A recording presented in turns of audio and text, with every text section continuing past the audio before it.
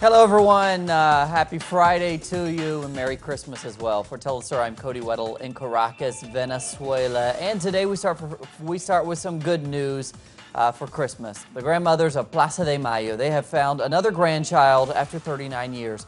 Maria Isabel Chorovic de Mariani, better known as Chicha, was reunited with her granddaughter Clara Ani Terrugi on Christmas Eve. Now, Clara was kidnapped in 1976 from her home when she was 3 months old. Military and police officers attacked her parents there at the home, killing her mother and 4 other comrades and taking the baby. Now, her father was assassinated the next year. For decades, Chicha, one of the 12 founders and second president of the Grandmothers of the Plaza de Mayo, has been writing numerous letters trying to find her granddaughter.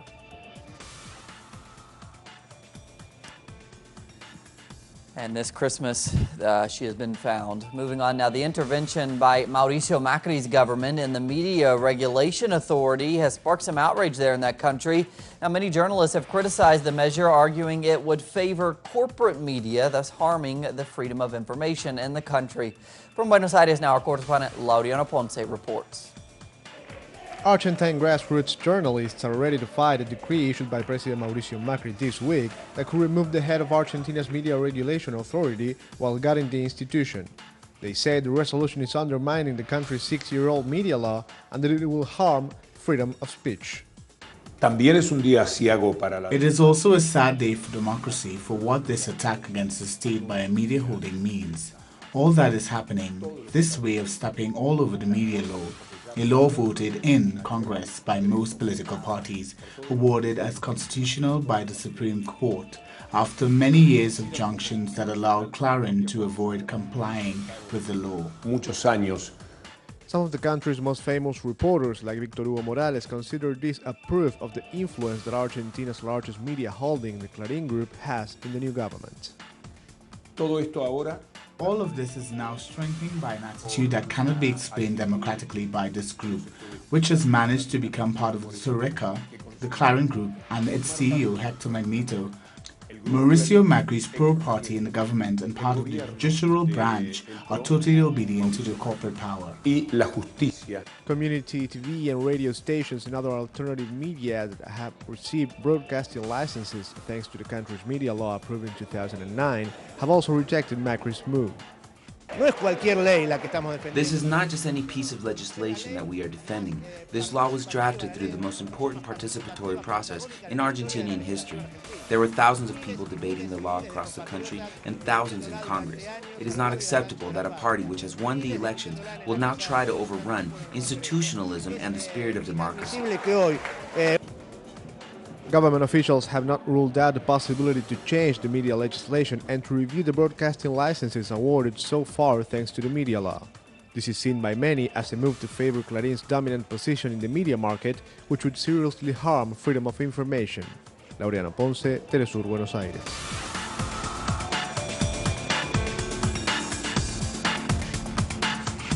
And we go now to the state of Veracruz in Mexico. That's where the police there dispersed a group of retirees protesting the state not fulfilling its commitment to pay their November and December pensions. Now, the government also failed to pay the Christmas bonus and a backdated 3.4 raise from January to October. The officials there used baton, shields, and shock sticks to disperse the protesters. 6 people there were injured. The National Human Rights Commission said it will investigate the evacuation. The fire volcano, as it's called, in the western state of Colima in Mexico spewed columns of ash and smoke high into the sky early morning on Christmas Eve, reaching more than 2 kilometers. 3 eruptions were reported between Wednesday and Thursday, leaving what is a spectacular night show there. There you see it. Right before sunrise on Christmas Eve, with incandescent rocks seen lighting up the night sky from its crater.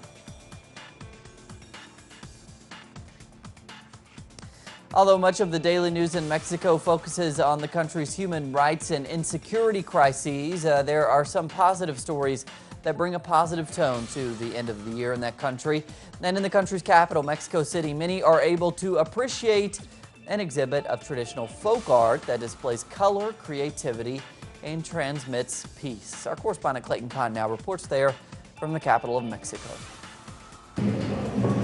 Mexico's National Folk Culture Museum in the capital's historic Coyoacan district has drawn the attention of many to its colorful temporary exhibit titled Between Hay and Straw, Nativity Scenes from Mexico and the World. The exhibit's more than 120 works transmits plurality. La configuración cultural de cada región, ¿no? The configuration of each region, you see it there, printed on with their creativity, their way of life, and it is beautiful. It is something that is so simple, but that also speaks a lot about culture. Demasiado, de una cultura. The public is able to enjoy the folk art from 23 countries from Latin America, Europe, Asia, and Africa, as well as 16 states of the Mexican Republic. For some visitors, appreciating the wide array helps them reflect on seeing the world through different lenses. We're always accustomed to many Western things, and so to be able to see these different cultures, it's beautiful.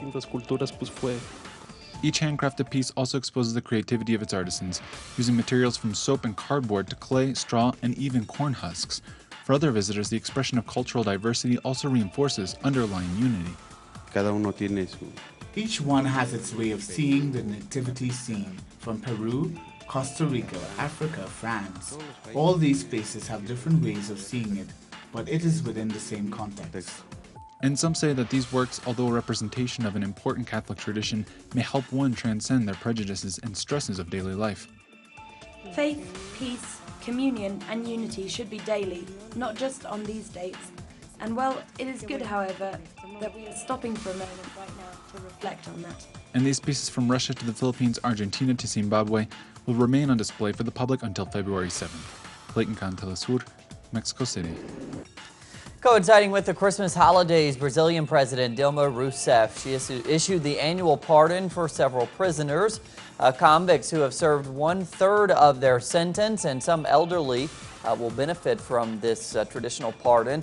Also, pregnant women with sentences up to 8 years and mothers of minors with severe diseases. Now, Brazil has a collapsed prison population of over 600,000 inmates. Former cabinet chief with Lula da Silva, the former president José Dirceu, could also be benefited by the reprieve. Poor children living in Rio de Janeiro, the favelas there, could also get presents on Christmas Eve. The slums of Providencia, Rochincha, and Magueira were visited by police officers dressed up as good old Saint Nick there, Santa Claus, who distributed gifts from the police vehicles. Some of the president's presents there were donated by the police officers themselves. Moving on, the United Nations Food and Agricultural Organization has praised Venezuela's oil program, PETROCARIBE, stating it has become one of the food cornerstones in Central America and the Caribbean. Now, the FAO said on Wednesday that in the last 10 years, the initiative has contributed to the reduction of malnutrition in the region by making basic fuels more easily accessible. PetroCaribe, you will remember, was launched in 2005 for member countries to purchase oil from Venezuela under preferential terms. And on Wednesday, 2 Polish tourists were rescued in the Colombian Amazon region by the country's Air Force there. We're seeing some video of that. Now, the 2 were hiking in the western Sierra de Chichibiquete when they were reported missing. Now, they are in good condition. They're healthy, although one of them did have to be treated for a snake bite there. They were later transported to Bogota to receive a medical checkup.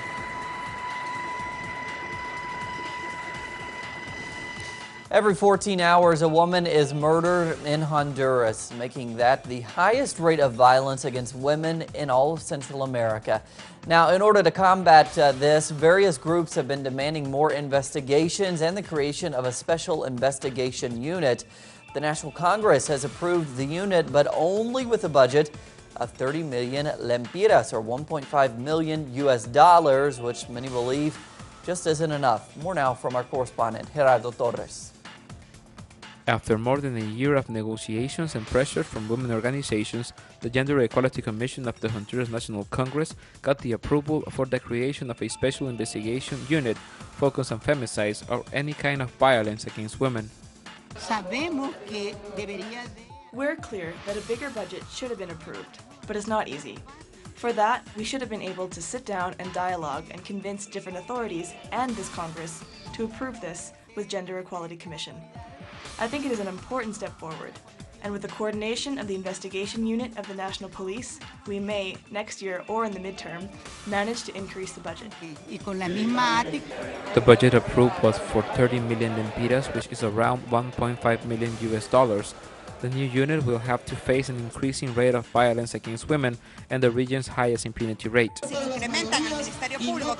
They increased the budget of the Attorney General's office, which is currently 1,165 million lempiras, and add 30 million lempiras. The creation of this unit will hopefully reduce the murder of women in Honduras. Every day it becomes clearer that what the country needs is a professional. The creation of this unit will hopefully reduce the murder of women in Honduras. Every day it becomes clearer that what the country needs is a professional investigation and security force, and that the militarization over the last 5 years has only encouraged the increase of impunity and violence. Gerardo Torres, Telesur, Central America.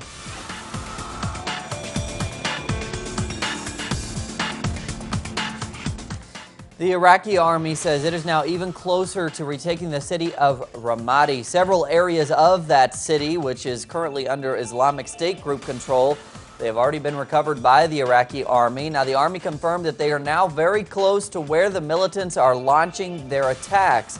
The progress comes after the head of the Iraqi military said Ramadi could be retaken within days.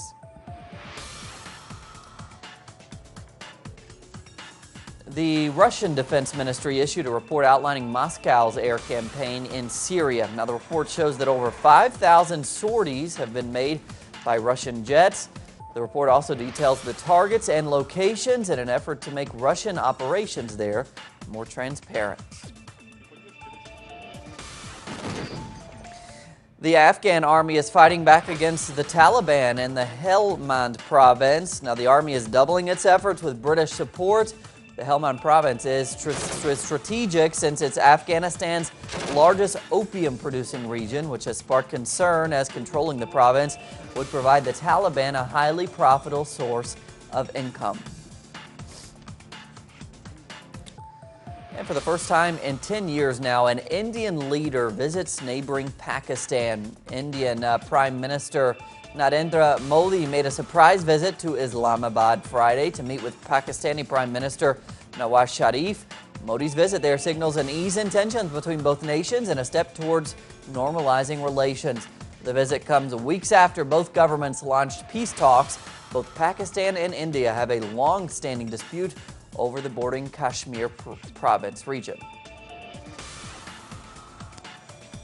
Tens of people were killed in an explosion at a gas plant in southern Nigeria on Thursday. Now, a truck was discharging butane gas at the facility in Anambra State as a crowd of customers refilled gas bottles when it exploded there.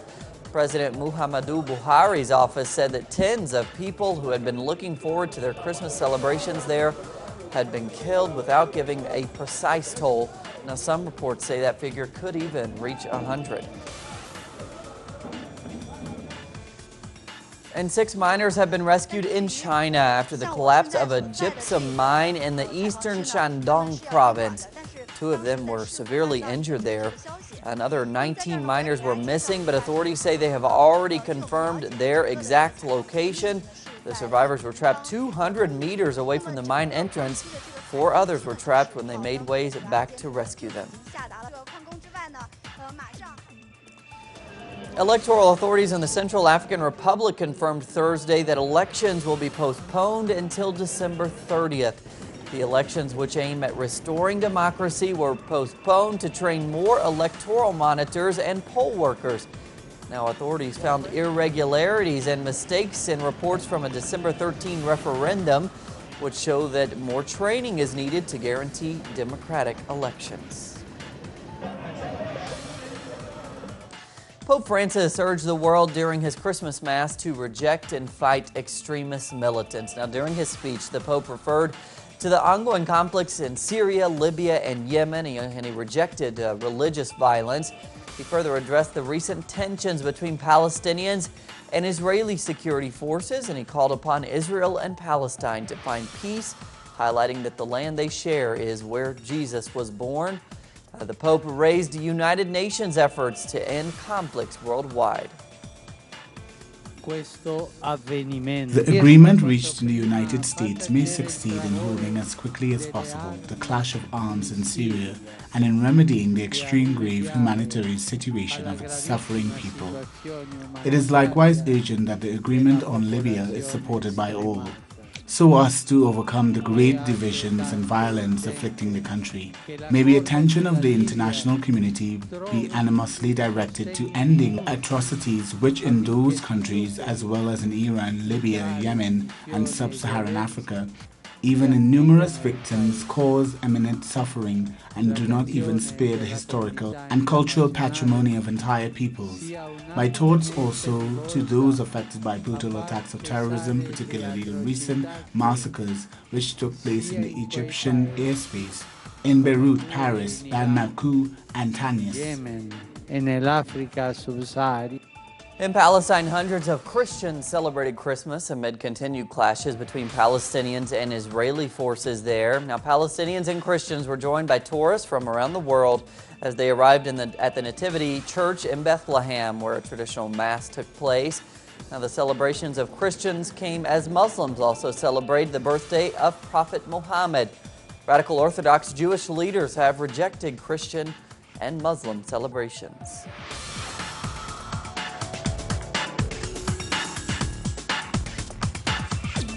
Former FIFA Vice President Eugenio Figueiredo has been jailed Thursday after being extradited from Switzerland. Now, he still pens trial in his native Uruguay regarding the massive corruption scandal of that international football body. Now, Figueiredo was the head of the Uruguayan Football Association from 1997 to 2006, and he became CONMEBOL president in 2013. Swiss authorities have approved his extradition both to Uruguay and the United States. Now he could face 15 years in prison.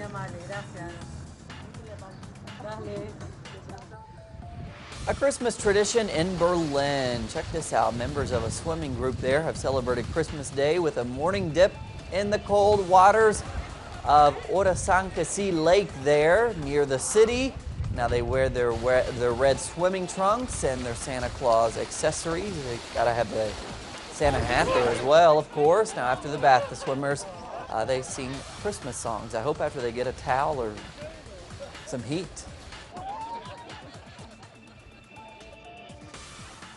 And we close today with news. We close our news show with Christmas trees from around the world. We want to wish you a very Merry Christmas from all of us here. And thanks for following Tell Us Sir this year. Hope you have a great 2016 and you have a great Christmas. See you later.